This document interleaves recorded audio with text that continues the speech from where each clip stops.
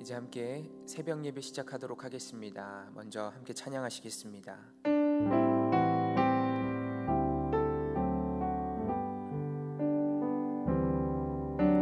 주 나의 모습 보네, 상한 나의 맘 보시네. 주 나의 눈물 안에 홀로 울던 맘 아시네. 주 사랑 내게 있네. 그 사랑이 날 채우네.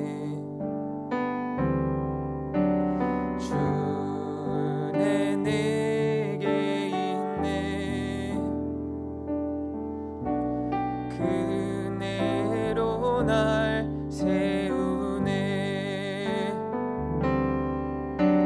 세상 소망 다 사라져가도 주의 사랑은 끝이 없으니 살아가는 이 모든 순간이 나는 믿네. 주 나의 모습 보네, 상한 나의 맘 보시네. 주 나의 눈물 안에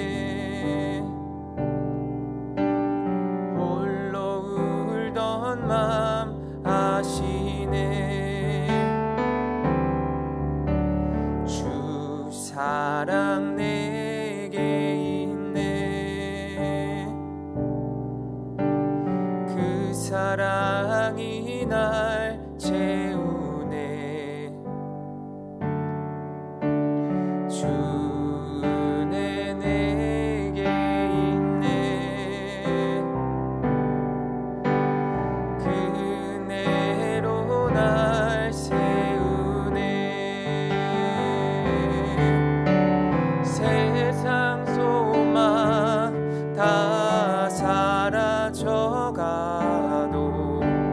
주의 사랑은 끝이 없으니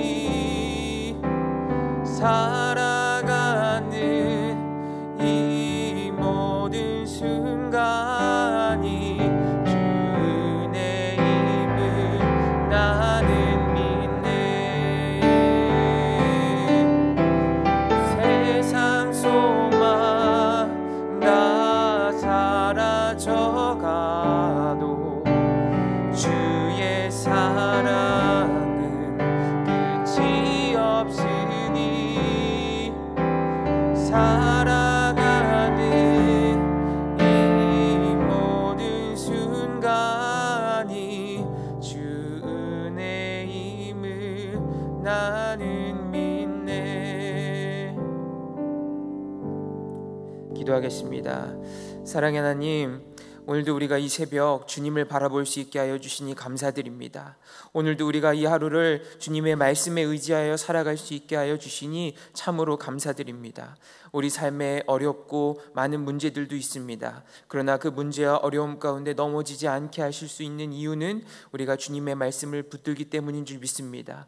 오늘도 이 말씀을 통해서 오늘 하루를 이겨낼 수 있고 오늘 하루에 우리들의 삶 가운데 승리할 수 있는 힘과 능력을 얻고 돌아가는 시간 될 수 있도록 도와주시옵소서. 주시옵소서. 오늘 말씀을 통해 우리가 더욱더 주님 바라보게 하여 주시고, 오늘 말씀 가운데 더욱더 주님 손꼭 붙들고 주님의 말씀 의지하여 살아갈 수 있는 우리 모든 함께하는 교회 성도들 되게 하여 주옵소서. 예수님의 이름으로 기도드립니다. 아멘. 이제 오늘 우리에게 주신 하나님의 말씀 읽도록 하겠습니다. 우리에게 주신 하나님의 말씀은 학개서 2장 1절부터 9절까지의 말씀입니다. 2장 1절부터 9절까지의 말씀 제가 봉독하도록 하겠습니다. 일곱째 달 곧 그 달 21일에 여호와의 말씀이 선지자 학개에게 임하니라. 이르시되 너는 스알디엘의 아들 유다 총독 스룹바벨과 여호사닥의 아들 대제사장 여호수아와 남은 백성에게 말하여 이르라. 너희 가운데에 남아있는 자 중에서 이 성전의 이전 영광을 본 자가 누구냐? 이제 이것이 너희에게 어떻게 보이느냐? 이것이 너희 눈에 보잘것 없지 아니하냐? 그러나 여호와가 이르노라. 스룹바벨아 스스로 굳세게 할지어다. 여호사닥의 아들 대제사장 여호수아야 스스로 굳세게 할지어다. 여호와의 말이니라. 이 땅 모든 백성아 스스로 굳세게 하여 일할지어다. 내가 너희와 함께하노라. 만군의 여호와의 말이니라. 너희가 애굽에서 나올 때에 내가 너희와 언약한 말과 나의 영이 계속하여 너희 가운데 머물러 있나니 너희는 두려워하지 말지어다. 만군의 여호와가 이같이 말하노라. 조금 있으면 내가 하늘과 땅과 바다와 육지를 진동시킬 것이요 또한 모든 나라를 진동시킬 것이며 모든 나라의 보배가 이르리니 내가 이 성전의 영광이 충만하게 하리라. 만군의 여호와의 말이니라. 은도 내 것이요 금도 내 것이니라. 만군의 여호와의 말이니라. 이 성전의 나중 영광이 이전 영광보다 크리라. 만군의 여호와의 말이니라. 내가 이곳에 평강을 주리라. 만군의 여호와의 말이니라. 아멘. 지금 이스라엘 백성들은 16년 동안이나 중단됐던 그 성전 공사를 이제 드디어 재개하게 되었습니다. 무너진 성전을 다시 재건해야 하는 그 이스라엘 백성들의 모습을 묵상하면서 저의 그 대학생 때가 생각이 났습니다. 대학교를 다닐 때 참 레포트를 많이 썼던 것 같아요. 신학과는 아무래도 문과이다 보니까 대부분의 숙제가 이렇게 레포트를 작성하는 숙제였습니다. 레포트를 쓰면서 정말 화가 나고 좌절되는 순간들이 있는데 어느 때냐면 컴퓨터로 글을 작성하다가 컴퓨터가 멈춰버리는 상황입니다. 컴퓨터가 멈추면 할 수 없이 컴퓨터를 껐다 켜야 하는데 문제는 작성하던 글을 저장해 놓지 않았다면 지금까지 썼던 글이 다 날아가 버린다는 거예요. 컴퓨터로 업무를 보는 분들은 아마 많이들 공감하실 겁니다. 저도 이제 그랬던 적들이 몇 번 있었는데 정말 고민하고 열심으로 이렇게 숙제를 했는데 제가 썼던 글이 다 날아가 버린 거예요. 처음에는 화가 납니다. 막 컴퓨터에다가도 화가 나고 제 자신에게도 화가 나고 막 그냥 화를 내봅니다. 근데 얼마 지나지 않아서 곧 좌절감이 찾아옵니다. 숙제니까 어떻게든 다시 쓰긴 써야 하는데 이 엄두가 나지를 않는 거예요. 아까 써놨던 그 좋은 내용도 분명히 있었던 것 같은데 어디 기억이 나질 않으니까 어떡하지? 아무리 잘 써보려고 해도 이전 것만큼 쓰지 못할 것 같아서 막 자신이 없는 거예요. 그래서 그냥 포기하고 싶었던 적들도 여러 번 있었습니다. 아마 이 무너졌던 성전을 다시 지으면서 다시 재건해야 되는 그 상황 가운데 있던 이스라엘 백성들은 무슨 생각을 했을까요? 아마 인간적으로는 이런 엄두가 나지 않았을 것 같습니다. 이걸 어떻게 다시 짓나? 두려움이 찾아왔을지도 모릅니다. 다시 공사를 시작하긴 했는데 하나님이 지으라고 하셔서 짓기 시작하긴 했는데 이전에 비해서 재료도 부족하고 일손도 부족하고 이거 제대로 되긴 될까? 아마 실망감이 컸을지도 모릅니다. 하나님께서도 이런 이스라엘 백성들의 마음을 누구보다 잘 아셨습니다. 오늘 본문 3절 말씀입니다. 너희 가운데에 남아있는 자 중에서 이 성전의 이전 영광을 본 자가 누구냐? 이제 이것이 너희에게 어떻게 보이느냐? 이것이 너희 눈에 보잘것없지 아니하냐? 오늘 본문과 똑같은 상황을 그리고 있는 에스라서 3장 12절을 보면은 당시에 이제 나이 많은 사람들, 성전 재건을 하던 사람들 중에서도 나이 많은 사람들은 자기들이 재건하고 있는 성전의 모습을 보면서 대성통곡을 했다고 기록하고 있습니다. 그러니까 어린 시절에 보았던 그 성전이 무너지기 전에 보았던 그 크고 아름답고 위험 있는 솔로몬 시대의 성전에 비해서 너무나도 그들이 그 지금 재건하고 있는 성전의 규모나 겉모습은 너무나도 초라하고 볼품 없었기 때문입니다. 그런데 오늘 4절을 보면은 하나님께서는 낙심하는 백성들을 향해 학개 선지자를 보내서 스스로 굳세게 하라고 말씀하십니다. 4절을 보면 스스로 굳세게 하여, 스스로 굳세게 하여, 스스로 굳세게 하여 3번이나 거듭해서 이스라엘 백성들을 이렇게 격려하시는 거예요. 하나님께서는 이스라엘 백성들에게 내가 더 많은 건축 재료를 보내줄 테니까 굳세라고 하시지 않습니다. 내가 성전을 더 잘 지을 수 있는 좋은 건축가를 보내줄 테니 굳세라고 하시지 않습니다. 하나님께서는 이스라엘 백성들을 향해 힘을 내라고 굳세라고 말씀하시고 계신데 그 이유는 단 한 가지입니다. 4절 후반부인데 뭐라고 말씀하시고 있냐면 내가 너희와 함께 하노라. 굳세라는 이유, 그 근거가 어디서부터 오냐면 내가 너희와 함께 하기 때문이라는 거예요. 상황을 보고 힘을 내야 한다면 우리 중에 힘을 낼 수 있는 사람이 얼마나 있을까요? 객관적으로 우리의 상황을 보자면 답답할 때가 훨씬 많을 것입니다. 왜 이리도 주변에 어렵고 힘든 사람은 많은지, 우리가 참 예수 믿고 복 받는 줄 알았는데 예수 믿고 신앙생활 열심히 하는 것 같음에도 불구하고 더 힘들고 왜 더 어렵게 살아가고 있는 사람들이 많은 것 같은지 그렇게 느껴질 때도 있습니다. 세상은 상황을 보고 환경을 보고 판단하고 평가합니다. 그러나 그리스도인들은 상황을 보고 살아가는 존재가 아닙니다. 그리스도인들의 삶의 기준은 상황이 아니라 주님이 우리와 함께 하시는가 아닌가입니다. 아무리 삶의 여건이 나아진 것 같아도 주님이 함께 하시지 않는다면 그의 삶은 복된 삶, 보장된 삶이 아닙니다. 그러나 반대로 아무리 삶의 여건이 어려운 것 같아 보이고 아무리 지금 문제가 다가와 있는 것 같아 보여도 그의 삶에 주님이 함께 하신다면 그의 삶은 복된 삶이고 주님께 보장된 삶입니다. 그것으로부터 주님이 함께 하신다면 그것으로부터 만족하고 기쁨과 감사와 그 행복이 넘쳐나는 삶입니다. 정신의학신문에 나온 한 기사의 내용이 아주 흥미로워서 제가 잠깐 말씀드리려고 합니다. 몇 년 전에 대한불안의학회 주관으로 어떻게 하면 행복해질 수 있을까라는 제목으로 정신건강의학과 의사들이 설문조사를 했다고 해요. 그런데 그 설문조사 중에 경제력에 대한 부분이 아주 흥미롭더라고요. 한 가족의 경제 수입이, 한 전체 가족의 경제 수입이 400만 원 이상인 경우는 200만 원 이하인 경우보다는 행복감이 조금 높은 경우들이 있다고 합니다. 그런데 한 가족의 전체 수입이 일단 400만 원이 넘어가기 시작하면은 그거보다 아무리 더 높아진다고 해도 400만 원보다 아무리 더 많이 번다고 해도 그 행복감에 있어서는 별다른 차이가 없다는 거예요. 그러면서 실제로 정신건강의학과 의사들이 이제 임상에서 이 환자들을 만나는 상황 속에서 많은 경험들을 하게 되는데 어느 정도 기본적인 생활이 되고 나면은 그 행복은 경제력보다는 자신이 원하는 삶을 살고 있느냐가 더 중요하다는 것을 경험한다고 합니다. 자신이 원하는 삶을 살고 있느냐. 제가 이 말이 참 많이 와닿았어요. 자신이 원하는 삶을 살고 있느냐. 제 자신에게 물어보았습니다. 나는 내가 원하는 삶을 살고 있는가? 정말 주님께서 나와 함께 하시는 삶이 내가 원하는 삶인가? 그것으로만 만족하는가? 그것으로 정말 행복한가? 오늘 말씀 앞에서 저와 여러분들 가운데서 주님 바라보고 사는 삶이 제가 원하는 삶입니다 라고 고백할 수 있기를 바랍니다.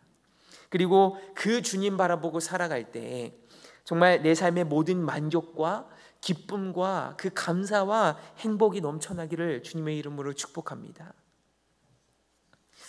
하나님의 기준은 정말 좀 다른 것 같아요. 그런데 많은 순간 나의 기준, 세상의 기준이 마치 하나님의 기준인 것처럼 생각할 때가 있습니다. 오늘 성전을 재건하고 있는 이스라엘 백성들이 느꼈던 그 두려움과 좌절감과 실망감이 무엇 때문이었겠어요? 지금 짓고 있는 성전을 아무리 열심히 짓는다 한들 이전 그 솔로몬 시대의 성전처럼 화려하고 아름답고 막 위엄 있는 그 성전을 지을 수 없다고 생각하기 때문입니다. 그러니 하나님께서 그 작은 성전을 보고 이전보다 큰 복을 주시지 않을 거라고 이스라엘 백성들이 생각하는 거예요. 이런 생각은 철저하게 세상의 기준입니다. 그러나 하나님께서 오늘 이스라엘 백성들에게 말씀하세요. 오늘 본문 마지막 절 9절에서 뭐라고 말씀하시냐면 이 성전의 나중 영광이 이전 영광보다 크리라.